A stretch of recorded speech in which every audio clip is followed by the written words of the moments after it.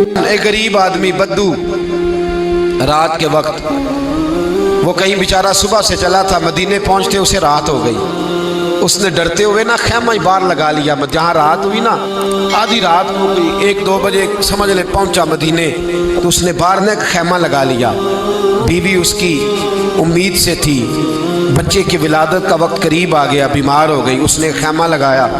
बीवी अंदर है, हज़रत उमर फारूक गश्त पे थे रात को, साथ एक गुलाम था।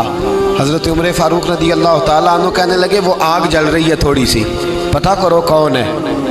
तो आपका गुलाम पता करने गया तो बद्दू ने डांट दिया, कहने लगे जाओ तुम्हें क्यों बताऊं। हज़रत उमर खुद गए, कहने लगे मुसाफिर भाई बता तो सही। कहने लगा जी छोड़े, मैं आपको क्यों बताऊं, मैं कौन हूं, कैसे आया हूं। फरमाया खैमे के अंदर से कराहने की आवाज़ आती, कोई दर्द से चीख रहा है, बता हमें बात क्या है। कहने लगा जी मैं फ़लाँ बस्ती फ़लाँ इलाके का एक गरीब हूँ, अमीरुल मोमिनीन उमर फारूक से मिलने आया हूँ और रात हो गई है तो यहाँ खैमा लगाया है, सुबह मैं उनसे मिल के चला जाऊँगा। तो रात को तकलीफ़ देना पसंद नहीं किया, तो मेरी बीवी उम्मीद से थी, अब बच्चे की विलादत का वक्त करीब है, पास कोई नहीं। हज़रत उमर कहने लगे तू ठहर, मैं अभी आया। चेहरे पे नकाब, उसे बताया नहीं मैं ही अमीरुल मोमिनीन। उमर दौड़े गए, अपनी ज़ौजा से कहने लगे अगर तुझे बहुत बड़ा अजर मिल रहा हो तो हासिल करेगी। क्या करूँगी, तो कहने लगे चल फिर मेरे साथ, बहुत बड़ा अजर है। एक दोस्त के यहाँ विलादत का वक्त है, ज़रूरत की चीज़ें साथ ले लो। उस औरत ने थोड़े दाने ले लिए, घी ले लिया। हज़रत उमर से कहने लगी लकड़ियाँ इकट्ठी कर लें।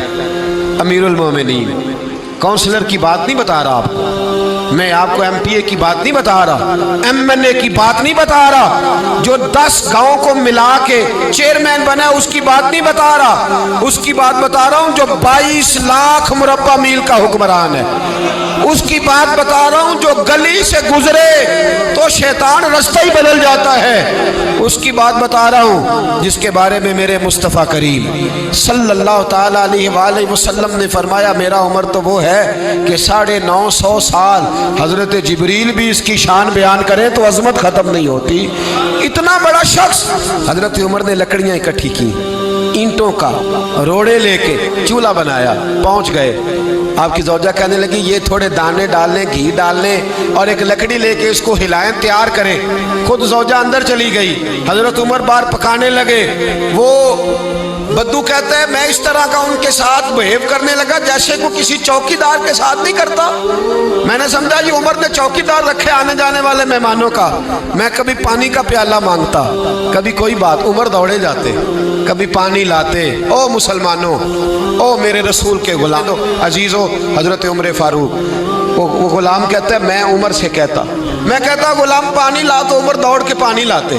मैं कहता तुझे घी पकाना भी आता है, पहले भी कभी पकाया है?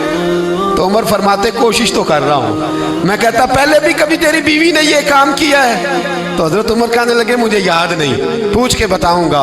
कहते हैं क्या रंग था, क्या अंदाज था, क्या मुस्तफ़ा की तरबियत थी, क्या अंदाज हुजूर ने सिखाए गुलामों को। ये किस तरह का अमीर है कि ये हंडियाँ पका रहा है, फूंके मार रहा है एक गरीब के लिए, देहाती के लिए जिसे जानते भी नहीं। अंदर उस शख्स की बीवी के यहाँ बेटा पैदा हुआ तो हजरत उमर की बीवी अंदर से बोल के कहने लगी अमीरुल मोमिनीन मुबारक हो, आपके दोस्त के यहाँ बेटा पैदा हुआ है। जब कहा ना अमीरुल मोमिनीन मुबारक हो, तो वो शख्स कहता है मेरे हाथ कांपने लगे और मैं इस तरह दौड़ा कि मेरी पगड़ी गिर गई। मैं दौड़ा तो उमर ने बुलाया, कहा किधर जाते हो?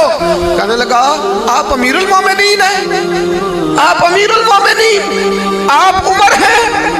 कैसरो किसरा जिसके नाम से कांपे आप वो हैं जिसे मुस्तफ़ा ने दुआ मांग के अल्लाह से मांगा, वो वाले उमर है आप। जिसके लिए अलीउल मुर्तज़ा फरमाते मैं रोज दुआ करता हूँ, वो वाले उमर है। जिसके बारे में अबू बकर सिद्दीक ने फरमाया था कि मैं अल्लाह से कहूँगा मौला जो तेरे महबूब की उम्मत के हक में सबसे बेहतर था मैं उसे खलीफा बना के, वो वाले उमर है। उमर अमीरुल मोमिनीन की बीवी वो तो खातून अव्वल होती है, वो तो मलका होती है, और तेरी बीवी दाई बनकर एक गरीब के बच्चे के पास बैठी रही विलादत के वक़्त। उमर अमीरुल मोमिनीन होके तेरी दाढ़ी सारी धुएं से भर गई तो ड्यूटी करता रहा। तो सैयदना उमर रो पड़े और उस बद्दू को सीने से लगा के कहने लगे तुझे पता नहीं तू कहाँ आया है, اس شہر کا پتہ ہے؟